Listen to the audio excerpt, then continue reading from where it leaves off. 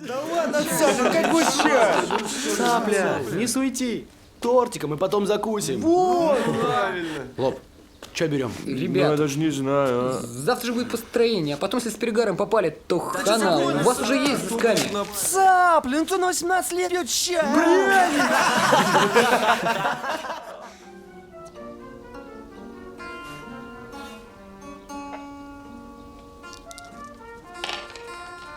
Это один из начальных кадров фильма «Строгий выговор». Курсанты сидят у себя в кубрике, а вдали в это время репетирует оркестр. На выход. Такая незначительная деталь, его даже не сразу и расслышишь. Но мне очень важно было, чтобы зритель с первых минут фильма окунулся в атмосферу, в которой живут курсанты. Гамма седьмой мажор, пожалуйста. Для первой сцены в кубрике мы записали оркестр. Мы записали живой оркестр, и было сложно заставить их играть как первокурсники, как начинающие ребята, которые не умеют играть. Вам нужно не четко снять. Вы сейчас снимаете ноту си бемоль. Один си бемоль снял, второй немножко ниже, да? Второй до чистой си, например, не дошел. Вы либо тянете длинно, да? Либо снимаете очень быстро. Это профессионально хорошо. Здесь нужно... Вы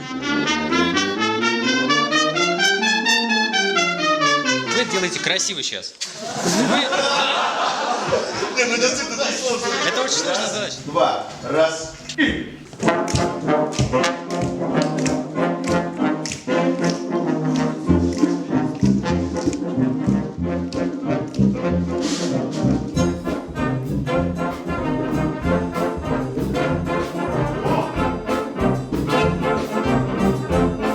Это была сложная работа. Изначально мы планировали потратить на нее несколько месяцев. Работа растянулась на 3 года. Все говорят, что фильм делался 3 года, но это для других. Для меня фильм делался 4 года, потому что фильм для меня начался тогда, когда я придумал его сценарий. После этого я начал искать актеров. Целыми днями ко мне в общежитие в ГИК, где я проводил кинопробы, приходили молодые талантливые ребята, и мы очень много общались с ними, репетировали. Потом я давал им свою морскую форму, чтобы посмотреть, как они в кадре в ней будут смотреться, и сам снимал все это на камеру.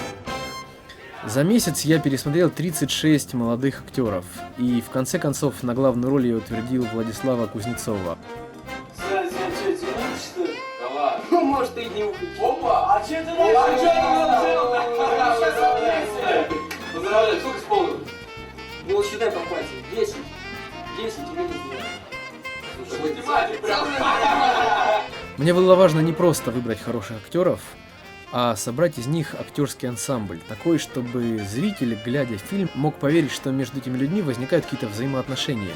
И после того, как я предварительно утвердил актеров, я попросил их приехать ко мне, чтобы встретиться, познакомиться и в виде импровизации разыграть несколько сценок из курсантской жизни.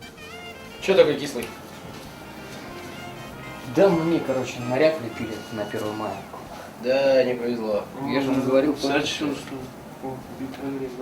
Слушайте, парни, вы не могли со мной там махнуть? Не у меня, в своем уме. Не у меня, точно. У нас на 1 мая планы грандиозные. Какие? Грандиозные. Я вот рыбный пирог могу привезти. Рыбный пирог, правда, вкусный. Ну вот, Такой рыбный пирог. делаю. Вот рыбный пирог могу привезти. Слышь, Олег, Да ладно, все, Олег уже согласен, давай. Олег не согласен. Чё значит Олег не согласен? Как сразу то, что Олег, да? Слушай, ты что, с Саплей не дружишь, я не понимаю?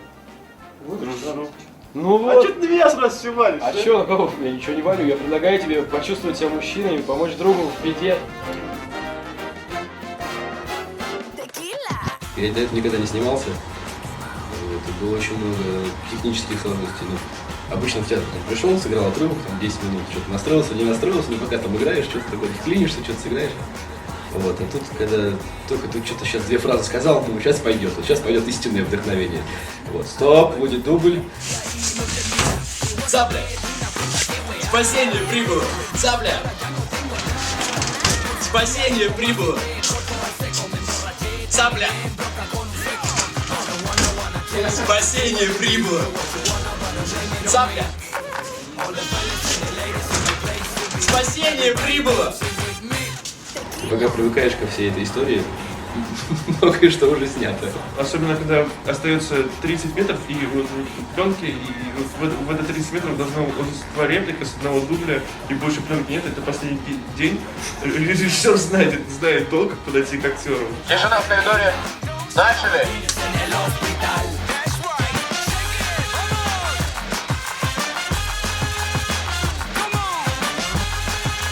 Еще когда ты сидишь, камера, мотор, начали, начинаешь играть, и там деньги мотаются, а тебе нужно паузу держать. Ты понимаешь, что сейчас держать паузу, но хрен его знает, сколько денег намотает, а пауза может быть как бы и не айс вообще. Ты сидишь, и ты в мозгу вообще ничего не понимаешь, так там должен выключить этот треск, я не могу нормально играть.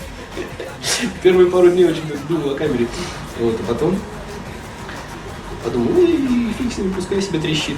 Тут играем, а там все трещит, все нормально. У нас тут интереснее. Нам не нашли дублеров, которые уехали в горы куда-то на Кавказ, либо. Вот, и нам пришлось с 6-го этажа вылезать вдвоем, правда, на страховке, но это было забавно. Панорама Дон, 6-й этаж, ночь, дорога перегорожена, стоит камера где-то в 100 метрах, и мы вдвоем такие сползаем. Сов, будем снимать на другую пленку. Боря там болтается, эта штука, страховка, она, короче, врезается вот сюда дико. А он еще потяжелее, так на 20. Я как-то присел на карниз, а Боря там болтается внизу, говорит, поднимайте меня, поднимайте. Он говорит, да куда поднимайте, будет дубль. Ты прислонись к стене. Да я не могу к стене, мне все пережало, у меня руки даже не двигаются. Короче, кое-как прислонился, и 5 минут сидим. Я на 4-м этаже, он на 3-м. Шланг типа. Вот, Боря, ты как там? Ничего. Такое ощущение, как будто я месяц проживаю. Все работали за идею, сколько там, человек 40 съемочной группы. Мы бегали по утрам, я помню даже. Мне было просто хорошо. Поснимался в хорошей компании, в хорошем городе. Знаете, первое время я хотел уехать туда. Короче, запернатый. Все, отлично, пацаны, тянитесь к Цаплину. Цаплин стоит за камерой. Прямо классно, когда вы тянетесь в кадр, вот вы прямо в кадр, вот так, это очень красиво. Особенно то, что задние тянутся. Оля, надо поправить людей, Лобанова не видно, Морозов все время перекрывается. Надо их поправлять. Давайте еще раз, Оля, посмотри, пожалуйста, по плейбеку, как они стоят. Вот сейчас меня видно. Сейчас хорошо, вот так же стань. Хлопушка, в кадре тот же самый дубль 2. Я не помню, какой кадр. Квас, дайте залить квас. Квас, разлейте, пожалуйста, квас, актера. И закройте окно, там отражается все, закройте окно. Все, готов. Сцена 4, кадр 39, дубль 2. Камера, Есть. начали. Ну, чё? Давай, Тос. А чё я? Да давай. Ну не томило. Короче, запернатый.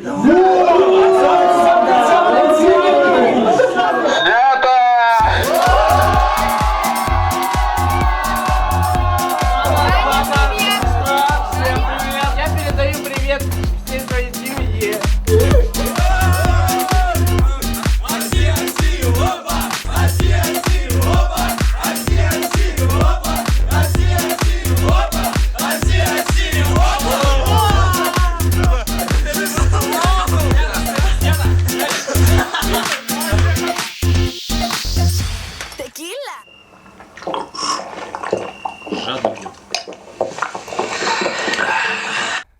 Сергей безумный тиран. Он способен работать с человеком, выжить его, но человек расцветает в этот момент. Это удивительное ощущение. Ты работаешь с режиссером, который, собственно, он влезает в каждую мелочь. Ему все нужно знать. И это здорово. Она слышна достаточно ярко, да? Но слишком громко нельзя делать, потому что они, у них сцена, ну вот сейчас, например, достаточно камерная, то есть их услышит наш... Да они уже выпили. Ну, просто посмотри, они выдыхают, и как они ставят кружки, и по звуку это очень тихо все равно. Сотни, даже не то что десятки, сотни дублей речевого озвучания в нескольких студиях. Мы переписывали неоднократно речевую фонограмму. Ночи просто напролет мы писали синхронно-шумовое звучание. Вот здесь все и происходит. Значит, в этой самой комнате, перед этим самым микрофоном, вот можно показать обстановочку весьма интересно. Вот вы видите экран, в который я смотрю, и вижу, что чего там, вернее, слышу, чего там не хватает.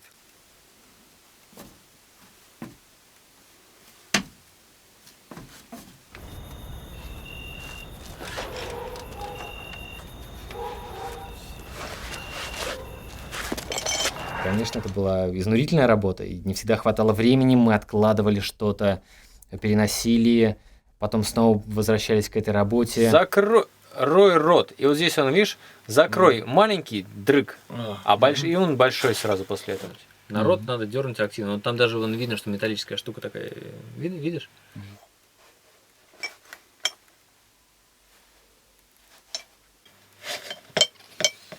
Эх, у нас ария деликатного шланга. Нам нужен такой яркий шланг.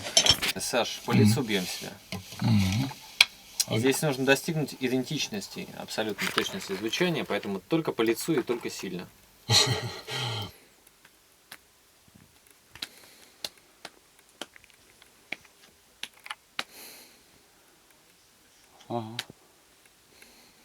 Хороший должен быть, он прям ярко должен его хлопнуть. Еще прям с радостью надо хлопать.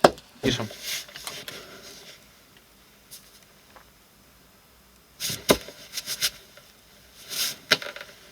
Да, теперь то же самое, только гораздо лучше. Задача режиссера — рассказать историю. Моя задача — создать тот звук, который не будет отвлекать внимание, но поможет рассказать эту историю. Начать большую приборку! С детства я мечтал о путешествиях, о кораблях, дальних странах, но попав сюда, понял, что до этого еще очень далеко. Конечно же, это сложно. Это сложно работать с таким человеком. Но я могу сказать, что немного режиссеров из тех, с кем я работал, а я работал с достаточно большим количеством режиссеров, кто настолько трепетно относится к картине, к каждой детали в ней. Звук готов. Сцена 1, кадр 110, дубль 1. Камера идет. Начали! Проверяйся! Начали. Ограждающие длинное положение и углы.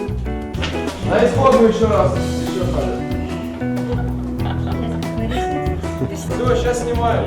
Каким получился фильм, наверное, лучше скажут зрители, а я могу только сказать одно, что за эту работу мне не стыдно. Это бывает редко. Но бывает редко, когда ты удовлетворен собственной работой. Когда ты делаешь то, что тебе нравится по-настоящему. Все там работали не за деньги, делают то, что им нравится. Здесь очень хорошо кормят, и от меня почти ничего не требуют, но мне паспорт забрали. Я думаю, что все, что делается с таким отношением, оно не может не иметь какого-то будущего, какого-то. Поэтому я думаю, что это будет довольно интересно. Ощущение доброго, теплого советского кино в этой картине присутствует 100%. И сколько бы я раз не смотрел эту картину, я улыбаюсь, и хочется сделать что-то хорошее. Я считаю, что это очень важно.